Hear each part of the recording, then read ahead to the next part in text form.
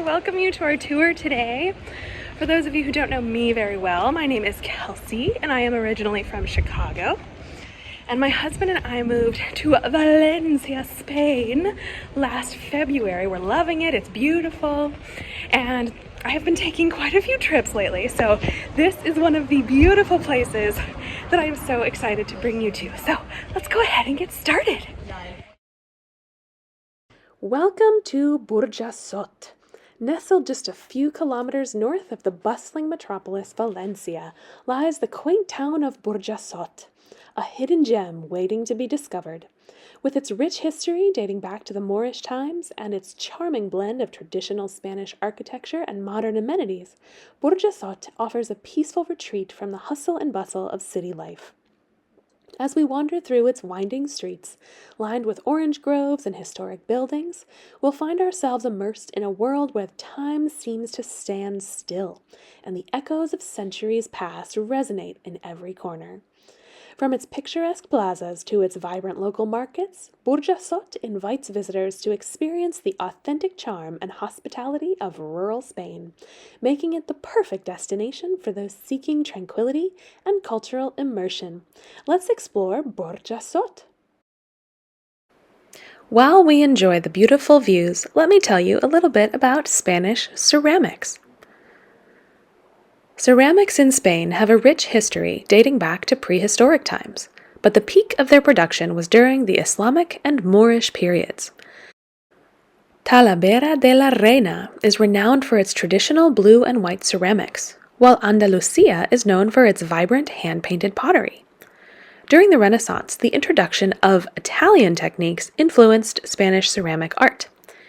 In the 18th century, Valencia became a significant center for ceramic production. Today, contemporary Spanish ceramicists blend tradition with modern designs, contributing to a diverse and thriving ceramic culture. Spanish ceramic wall tiles, often referred to as azulejos, are a distinctive and traditional feature adorning the exteriors of houses in Spain. These decorative tiles showcase intricate designs, vibrant colors, and a unique artistic flair that reflects the rich cultural heritage of Spain. The use of ceramic tiles in Spain dates back centuries, with a strong influence from the Moorish and Islamic style of art. Over time, artisans developed their own distinct style, blending geometric patterns, floral motifs, and figurative elements. Spanish ceramic tiles often come in a wide array of designs, ranging from traditional patterns to more contemporary styles.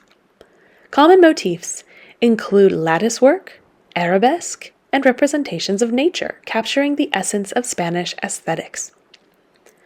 Traditionally, these tiles are crafted from clay and then glazed to achieve the desired colors and finish. The glazing process not only adds a glossy or matte appearance, but also enhances the durability and weather resistance of the tiles.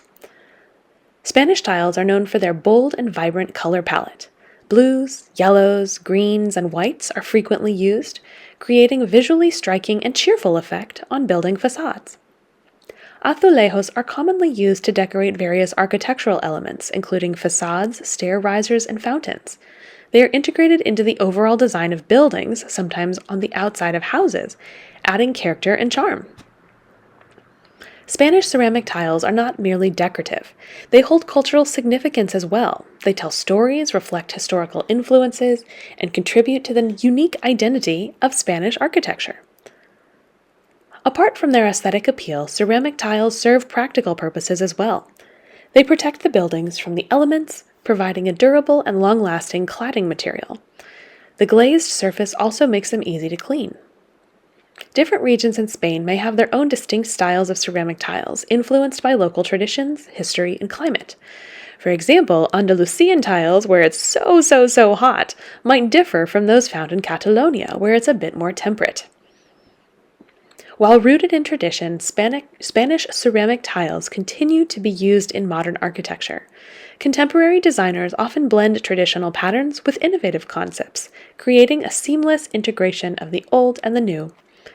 Spanish ceramic wall tiles are an integral part of the country's architectural identity, representing a fusion of historical influences and artistic expression.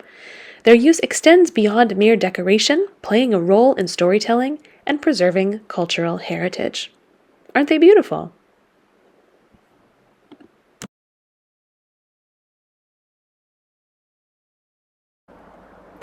While we explore, let's talk about some fun facts about Spain. We'll explore these on a more in-depth basis soon. The siesta culture. Spain is known for its siesta tradition, where many businesses and shops close in the afternoon for a few hours to allow people to rest and escape the heat of the day. And in Spain, there is a lot of heat. The flamenco dance. Flamenco is a traditional type of Spanish music and dance style that originates from the Andalusian region. It's famous for its passionate, raw, and expressive performances. La Tomatina! Some of you might have gone to the Tomatina festival with me, but let me tell you a little bit more about it. Spain hosts the world's largest food fight, as they say, called La Tomatina. And as you can guess, participants are throwing tomatoes, hence the name, at each other in the small town off Valencia called Buñol. Bullfighting. Although controversial, bullfighting is a traditional Spanish spectacle, with the most famous events being held during the running of the bulls in Pamplona. Multiple languages. Spain has several official languages, including Spanish or Castilian, Catalan, Galician, and Basque. Catalan is spoken in Catalonia, while Basque is unique to the Basque country. Paella. Paella is a popular Spanish dish originating from the Valencian region. It typically includes rice, saffron, and a variety of ingredients. There's seafood, but there's also chicken and snails, or simply vegetables. A diverse geography. Spain has a diverse landscape, from beautiful beaches along the coastlines to the mountainous regions of the Pyrenees and the Sierra Nevada. It also has semi-arid deserts, like the Tabernas Desert. Famous artists. Spain has produced many renowned artists, including Pablo Picasso, Salvador Dalí, who made significant contributions to the world of art. La Sagrada Familia. As many of you know who came with me on our La Sagrada Familia tour, this famous basilica in Barcelona, designed by architect Antoni Gaudí, has been under construction since 1882, and it's still not even finished. It is an architectural masterpiece. The link to this tour can be found in the information below this video in case you'd like more information on this amazing cathedral. Tapas. Tapas are a beloved Spanish culinary tradition where small, flavorful dishes are served alongside drinks, and in Spain, there are many drinks. It's a great way to sample various Spanish foods. These are just a few of the fascinating facts and history about Spain. A country rich in culture, history, and tradition.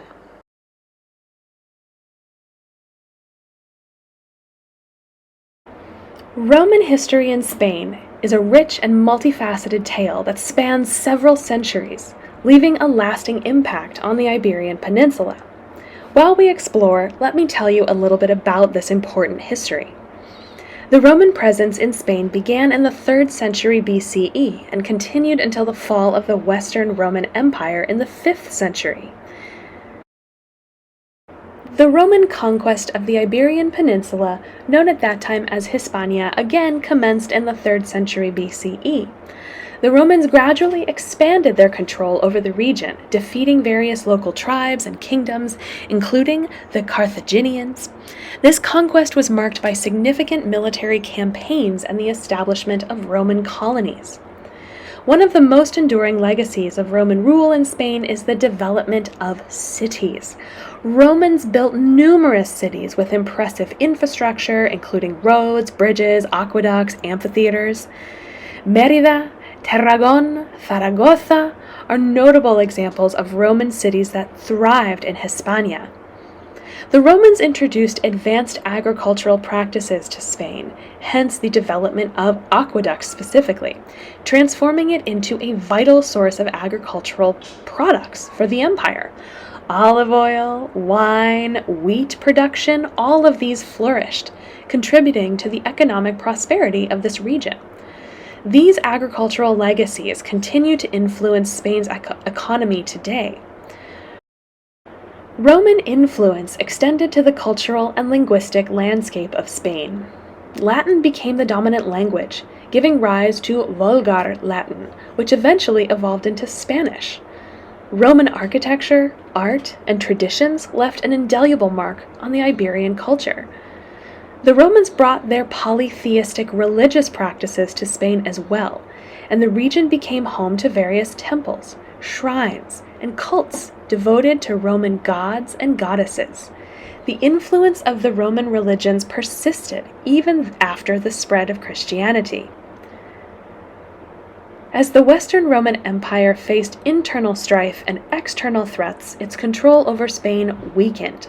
In the early 5th century, the Visigoths, a Germanic tribe, began to assert their dominance in the region, and by the year 409, the Visigoths effectively controlled much of Spain, marking the end of direct Roman rule. Roman history in Spain is a fascinating chapter in the broader story of Roman expansion and influence. It left a profound imprint on the Iberian Peninsula, shaping its cities, economy, culture, and language. While the Roman era eventually gave way to new rulers and civilizations, the enduring remnants of Roman civilization can still be seen today more than any other influence, making it an integral part of the country's historical identity.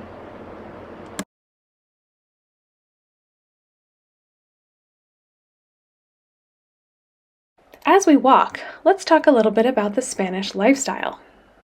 The lifestyle in Spain is deeply influenced by the country's rich history, which spans millennia.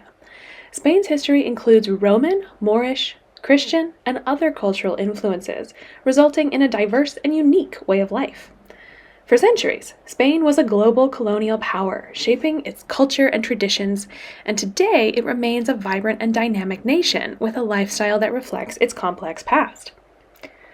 The Spanish lifestyle gives great importance to family, community, and leisure. Sounds good, doesn't it? The concept of familia, as they say here, is central, with extended families often living close together and frequently gathering for meals and celebrations. I have a friend who is over 30 and still lives with his parents. He says he will move out when he meets the person he wants to marry. It is common here for young people to live with their parents until they move in with their future spouse. Spanish communities, from small villages to large cities, often have a strong sense of local identity, and festivals and traditions play a vital role in bringing people together. Spain boasts a Mediterranean lifestyle, so this is known for its emphasis on leisure, so siesta culture, a strong work-life balance, a really nice quality of life. Spain's climate and geography contribute to this lifestyle, though, with many Spaniards enjoying outdoor activities like hiking, swimming, and outdoor dining. Most people here eat their meals outside on a daily basis. Statistics indicate that Spain has one of the highest life expectancies in the world, partly attributed to its Mediterranean diet and relaxed pace of life. Stress is a huge indicator, and here there's not a lot of it. The siesta tradition. As we spoke about, the siesta, which is the short afternoon nap, is a famous part of Spanish life. Many businesses close for a few hours in the afternoon to allow people to escape the heat and recharge, emphasizing this value of rest and relaxation. Spain is also renowned for its culinary culture, which goes beyond paella and tapas, although they are delicious. Each region has its own specialty dishes, such as Catalonia's seafood paella, Basque Country's pinchos, and Andalusia's gazpacho, the cold tomato soup. Spain is also known for its vibrant festivals and traditions, including La Tomatina, the world's largest tomato fight, Semana Santa, which is the Holy Week processions, and the running of the bulls in Pamplona. These various festivals are just part of Spain's vibrant but relaxed way of life. Late dining is also something of note. It's common for Spaniards to have dinner late into the evening, often well past 9 or 10 p.m. This allows for extended socializing and a leisurely approach to meals. Spain's favorable climate also encourages this outdoor lifestyle. Like we talked about, sidewalk cafes, park, and plazas are bustling with activity year-round, making it easy to enjoy the fresh air and sunshine while you have tapas or your evening meal with your family. Spaniards also have a strong sense of regional identity. This can be seen in their regional languages, the traditions, and the cuisines. Catalonia, the Basque Country, Galicia, and other regions have distinct cultures within Spain. Not to mention the language. The Spanish language is not just a means of communication, it's an integral part of the Spanish lifestyle. The importance of family and community is often reflected in the language's use of familiar and formal forms of address. The Spanish lifestyle is a harmonious blend of tradition and modernity, with a strong focus on family, community, and enjoying life's pleasures. Its rich cultural tapestry, diverse regional identities, and celebration of leisure and culinary delights make it a captivating and vibrant way of life.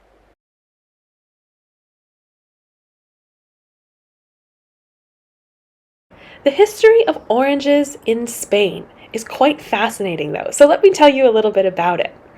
Oranges, particularly the sweet orange, the citrus times sinensis, have a long and complex history in the Iberian Peninsula.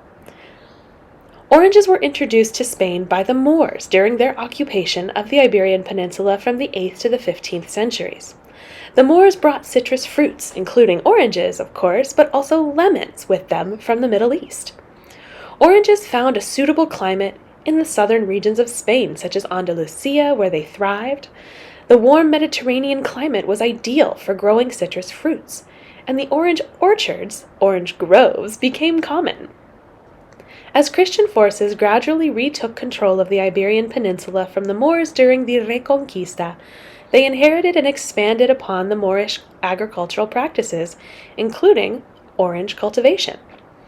Oranges from Spain, particularly the Sevilla oranges, became highly sought after and were exported to other parts of Europe. Sevilla oranges, known for their bitter taste, were used primarily for making marmalade. Oranges became a symbol of the region's cultural identity, though. The orange blossom, in particular, became associated with Andalusia and is used in various cultural and religious events, including weddings and festivals. In the 19th and 20th centuries, the citrus industry in Spain expanded significantly. Improved transportation and agricultural techniques allowed for larger-scale cultivation and the export of oranges. Valencia, in particular, became known for its sweet oranges. Spain is now one of the world's leading exporters of oranges and citrus fruits. Spanish oranges are known for their quality and flavor and exported to countries around the world. Spanish cuisine also incorporates oranges in various dishes and desserts. Orange juice is a common breakfast beverage, and oranges are used in salads, marinades, and dessert like crema catalana, which is sort of like crème brûlée, but less fat and more egg yolk and more milk. It's quite delicious. The cultivation and consumption of oranges, though, have become deeply ingrained in Spanish culture, and they remain a significant agricultural product and cultural symbol in Spain. The sweet, juicy oranges of Spain continue to be enjoyed both domestically and internationally. Now, because I live in Valencia, I have to tell you a little bit about Valencian oranges specifically. They are renowned worldwide for their exceptional flavor and quality. Sweet oranges, from Valencia, are believed to have originated in Southeast Asia and were introduced to Europe by Arab traders. In the case of Valencia, oranges were likely introduced to Spain by the Moors during their rule of the Iberian Peninsula. The region's warm Mediterranean climate, with mild winters, plenty of sunshine, provides the perfect conditions for cultivating sweet oranges. The region's fertile soil and adequate rainfall also contribute to the quality of the fruit. Valencia is known for growing several varieties of sweet oranges, including the well-known Valencia orange. It also produces other varieties such as navel oranges and blood oranges. But Valencia is a major hub for exporting sweet oranges to countries around the world. Spanish Valencian oranges are highly regarded for their sweet, juicy flavor, and they are in demand both domestically and in international markets. The orange tree is an iconic symbol of Valencia. The orange blossom, with its fragrant white flowers, is the official flower of the city and holds cultural significance. These blossoms are used in various traditions and celebrations, and oranges play a prominent role in Valencian cuisine. They are used in a variety of dishes, both sweet and savory. For example, they're used in the famous dish paella, as well as desserts like crema catalana and orange salad. Oranges are integrated into local festivals and traditions also. During the annual Fallas festival in Valencia, large sculptures, including some made of oranges, are created and displayed throughout the city before being set on fire in a spectacular event called the Crema. The cultivation of sweet oranges is a significant contributor to the region's economy. The citrus fruit industry generates employment and revenue for the local agricultural sector. In recent years, there have been an increasing focus on sustainable and eco-friendly practices in Valencia's citrus industry, including organic farming and responsible water management. Valencia oranges are not only a staple of the region's agriculture and economy, but also a symbol of its cultural heritage and a source of pride for the people of Valencia. Their sweet and juicy flavor has made them a beloved fruit worldwide.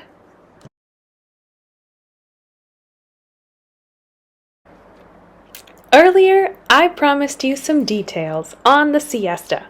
So, let's get into it and explore this relaxing Spanish tradition.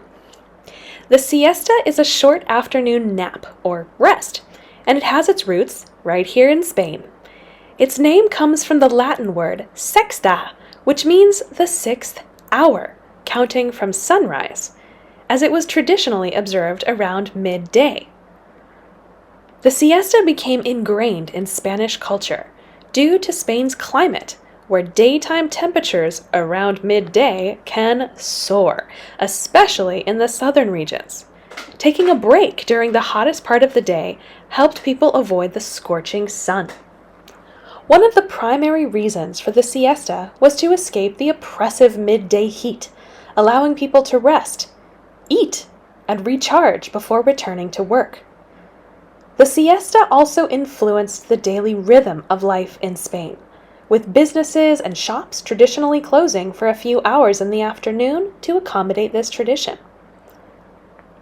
In recent years, Spain has seen changes in its siesta culture. Urbanization, modern work patterns, and a desire for greater work efficiency have led to a decline in the practice and the tradition of the siesta. It can vary widely region to region. In some areas, it's still quite common, while in others, it's less prevalent. Napping benefits, though, have been proven here in Spain. The siesta's benefits include improved alertness and productivity, as a short nap can help combat afternoon drowsiness. While the siesta is most closely associated with Spain, midday napping is a common practice in many cultures worldwide, such as a power nap in Japan, China, and even in the US. Some Spanish towns and regions celebrate the siesta with festivals, games, and contests dedicated to napping. Now that is a contest I would like to join.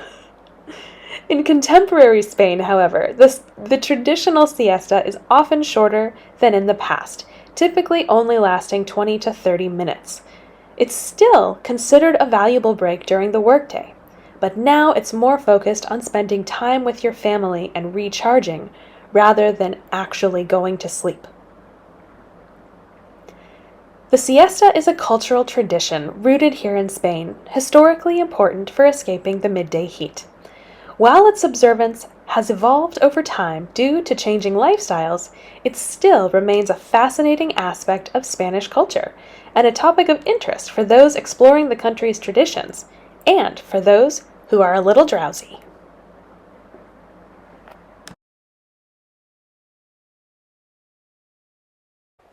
You might see some pets as we walk around today, so let me give you some fun facts about pet ownership in Spain. It has a long and intertwined history with the culture and lifestyle of the Spanish people. Pets, that is. Historically, dogs were often used for working purposes, such as herding livestock or guarding property. However, over time, pets, particularly cute little cats and dogs, have become cherished companions and integral members of Spanish households. This shift reflects the broader global trends of urbanization and changing attitudes about animals. Now, in Spain, you can't ask a tenant if they have a cat. Why? Because a cat is considered to be a part of the family. In other words, it'd be like asking how many children they have. It's irrelevant for the price of the apartment, and they can't charge more. However, landlords can ask about dogs, and that is what is mainly being asked when landlords inquire if you have a, quote, pet or not. They are actually asking if you have a dog. Fish, lizards, gerbils, birds are all a gray area. However, back to the subject. Pet ownership holds significant importance in Spanish society. They provide companionship, emotional support, a source of joy, of course, and they contribute to the overall well-being of pet owners. The act of caring for pets promotes responsibility and empathy, particularly among children. Now, this is true everywhere, but in Spain particularly, over 40% of Spanish households have at least one pet. Dogs are the most common pet, followed by cats, and then with a growing interest in adopting smaller animals like rabbits or guinea pigs or hamsters. There's also a significant stray animal initiative here. They have just recently outlawed buying cats and dogs in the way that you might go to the pet shop to buy a lizard.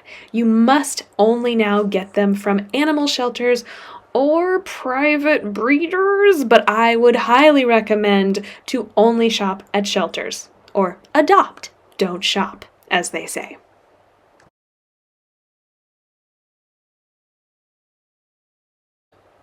Don't you find all of these beautiful things inspiring? Well, you're not the only one. Spain has a rich and diverse artistic heritage, with many famous artists who have made significant contributions to various art forms. Some of the most renowned artists in Spain are Pablo Picasso, who was one of the most influential artists of the 20th century, known for pioneering the Cubist movement and creating iconic works like Guernica. He was born in Malaga and spent most of his career in France, but remained deeply connected to his Spanish roots. Salvador Dalí, who was a prominent surrealist artist known for his eccentric and imaginative works, born in Catalonia, and his paintings such as The Persistence of Memory are celebrated for their dreamlike quality. And Juan Miró, who is another prominent Catalan artist. He was known for his abstract and surrealist paintings. His works often feature playful, biomorphic shapes and vibrant colors. Who's your favorite? Let me know in the comments below.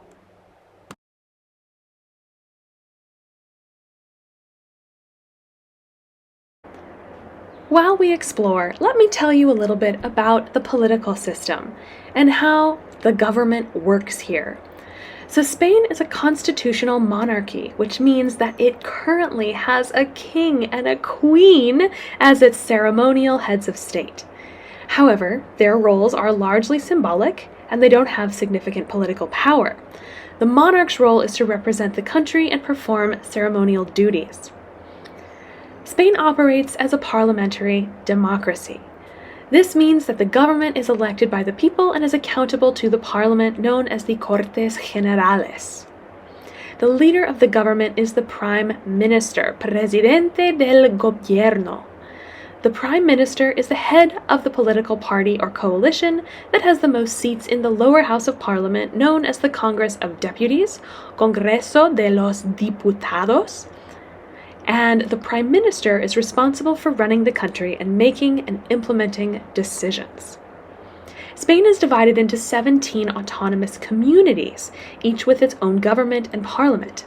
Some of these regions, though, like Catalonia and the Basque Country, or País Vasco, have significant autonomy and can make decisions on various matters, including education, healthcare, transportation, even so far as where their taxes go in entirety in the region, such as in País Vasco. Elections are typically held every 4 years, and these determine the composition of the Congress of Deputies, which affects the composition of the government. Spain is a member of the European Union, which allows it to collaborate with other European countries on matters like trade, environmental regulations, security policies, and Spain, like many democracies, experiences debates and discussions on various issues. These often include economic policies, social welfare, regional autonomy, immigration, and so on and so forth. Political parties play a significant role in shaping these debates, and citizens do have the right to express their opinions and vote for their preferred representatives. So while we're talking about the government, let me give you a little bit of info about the monarchy.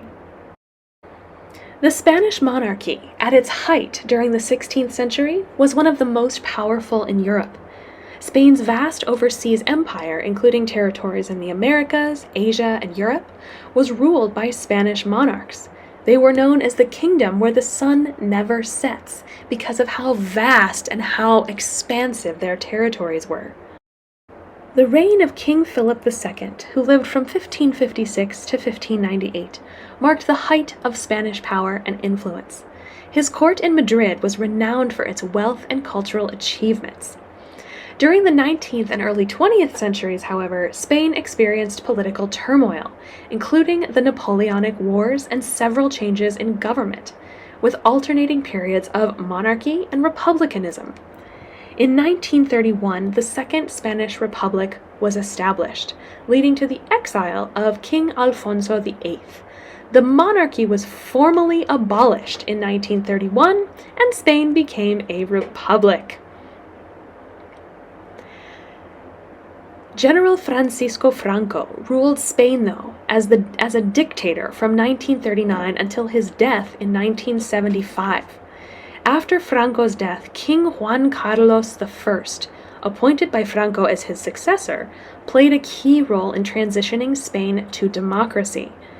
In 1981, during an attempted coup, King Juan Carlos publicly condemned the coup and called for the defense of democracy, solidifying his reputation as a unifying figure. Currently, we have King Felipe VI, the son of King Juan Carlos I, who ascended to the throne in 2014 after the abdication of his father. His reign has emphasized modernization, transparency, and accountability within the monarchy. He voluntarily reduced his own salary and made efforts to streamline the royal family's finances. The monarchy in Spain, though, has faced challenges and controversies, including scandals involving the former king, King Juan Carlos I, related to financial matters and his personal conduct.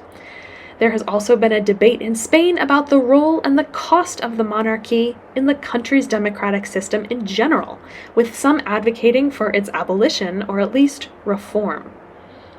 Currently, King Felipe VI and Queen Letizia have focused on modernizing the monarchy's image and adapting to contemporary Spanish society.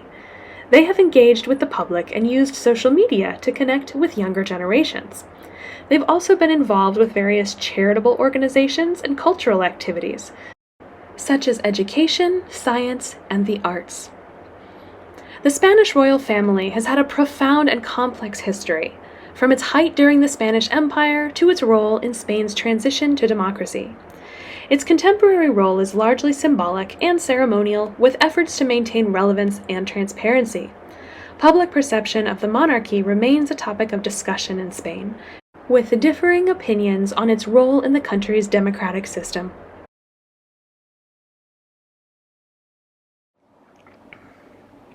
While we explore, let me give you a bit of history on the cherished and iconic Spanish delicacy, Iberian ham. The production of cured ham in the Iberian Peninsula dates back thousands of years, possibly to pre-Roman times.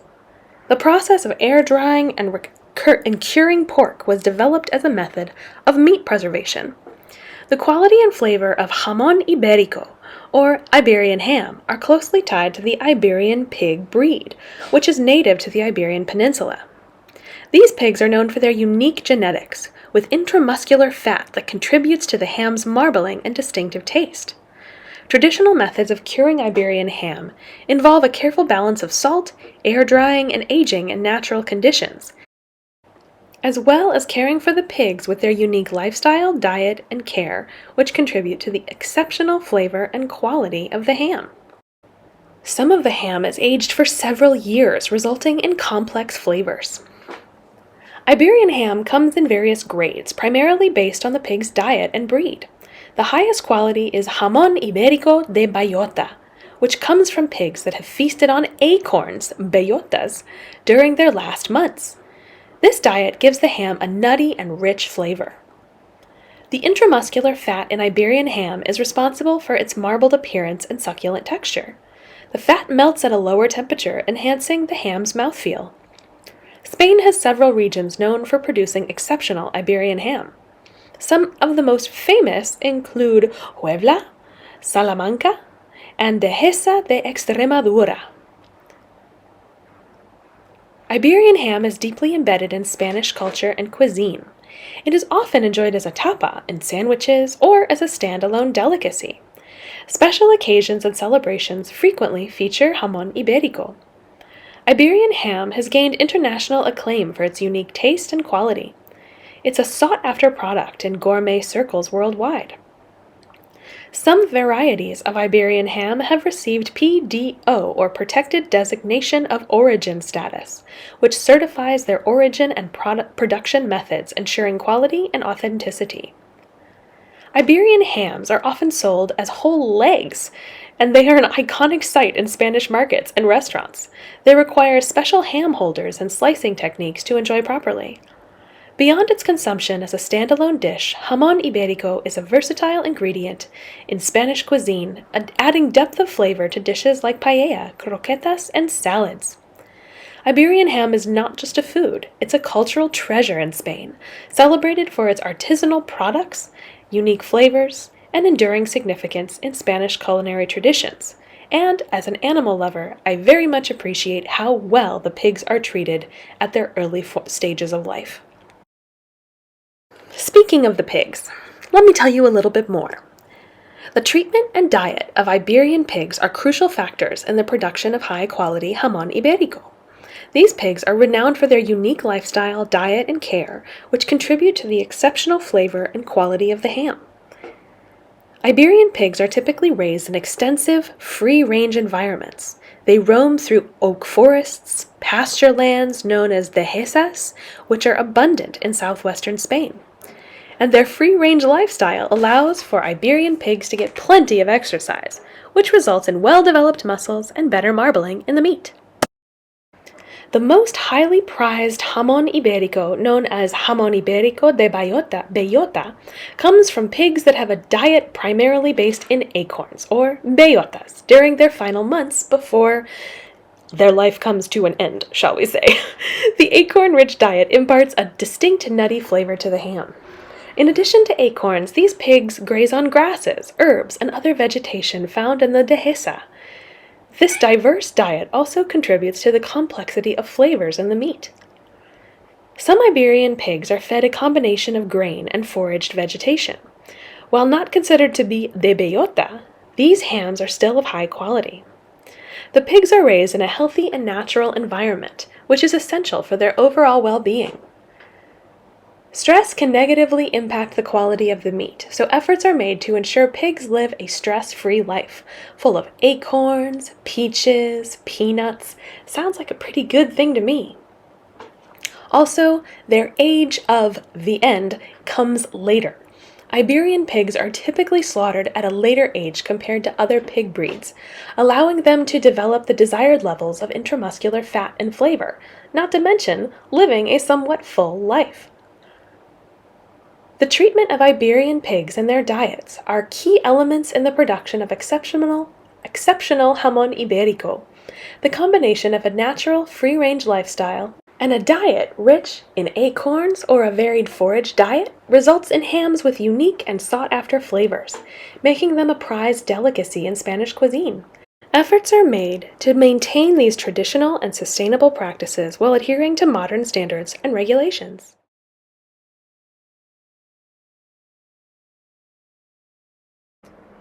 While we're exploring this beautiful place, let me tell you my favorite part about living in Spain. The food! Specifically, the tapas. Tapas are a beloved cultural tradition here in Spain, and their history is deeply rooted in Spanish culture. The term tapas is derived from the Spanish word tapar, which means to cover. The origin of tapas is often traced back to the practice of placing a small plate or saucer over a glass of wine to keep the flies away, something I am currently struggling with on a daily basis. Gradually, this evolved into serving small bites of food alongside drinks. Tapas gained popularity in the southern region of Andalusia, where they were initially simple snacks like olives, almonds, and slices of ham, and where flies were rampant. The importance of tapas extends beyond their culinary appeal, however. They are a fundamental part of Spanish social life. Sharing tapas with friends or family is not just about the food. It's about fostering connections and enjoying the moment. Tapas create a relaxed and convivial atmosphere in Spanish bars and restaurants, encouraging conversation and camaraderie. The tradition of tapas has spread well beyond Spain's borders. Lucky us. Tapas-style dining has become a global trend, with restaurants worldwide offering small plates of diverse and flavorful dishes inspired by Spanish cuisine. In Spain, tapas vary greatly by region, reflecting the local ingredients and culinary traditions. Each region offers its unique spin on these small bites, contributing to the rich tapestry of Spanish gastronomy. One of the most exciting aspects of tapas is, of course, their diversity. So I found some fun facts for you about my favorite parts of tapas, and I thought you might enjoy them. You can find a wide range of tapas, from classic favorites like patatas bravas, which are fried potatoes with spicy tomato sauce, paprika, mayonnaise, and aioli sauce on them, and croquetas, which are fried breadcrumb-coated rolls. Are you hungry yet? To more modern and inventive creations. Spain's regions each have their own tapas specialties, though. For example, in the Basque country, pinchos are a type of tapa where ingredients are skewered with toothpicks on small pieces of bread. In Andalusia, you'll find gazpacho, cold tomato soup, and fried fish tapas, reflecting the region's climate and proximity to the sea. In Spain, it's common to enjoy tapas in the late afternoon or early evening as a prelude to dinner. Many bars and restaurants offer, quote, free tapas when you order a drink, and it doesn't have to be alcohol, making it an affordable and enjoyable way to experience the local cuisine. Tapas come in various sizes, from a single bite to a small plate. The idea is to order a variety of them and share with your companions, allowing everyone to taste a little bit of everything. While traditional tapas remains popular, modern chefs have taken tapas to new heights with innovative ingredients and presentation. This fusion of traditional and innovation keeps tapas culture vibrant and exciting. Tapas are more than just appetizers. They are a cherished part of Spanish culture, encouraging social interaction, culinary exploration, and the celebration of regional flavors. The global popularity of tapas speaks to their enduring appeal and the rich tapestry of Spanish gastronomy.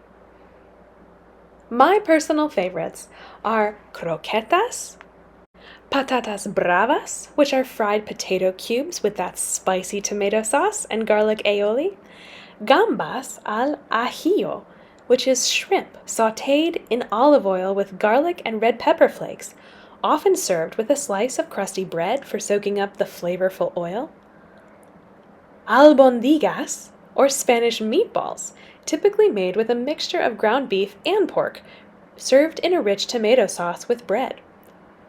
Tortilla española, which is a Spanish omelet made with eggs, potatoes, and sometimes onions, although it is quite debatable if the onions should be included or not. You will find many local Spaniards debating as to whether this is an appropriate addition. Sliced into wedges, it's a popular and hearty tapa. Jamón ibérico is also quite delicious. These are thin slices of exquisite Spanish cured ham, often served with crusty bread or as a simple garnish. Pimientos de padrón are also quite interesting. While they look like jalapeno peppers, they are not spicy. They're small and green, usually fried and sprinkled with sea salt. Many are mild, but some occasionally will be spicy, so be careful.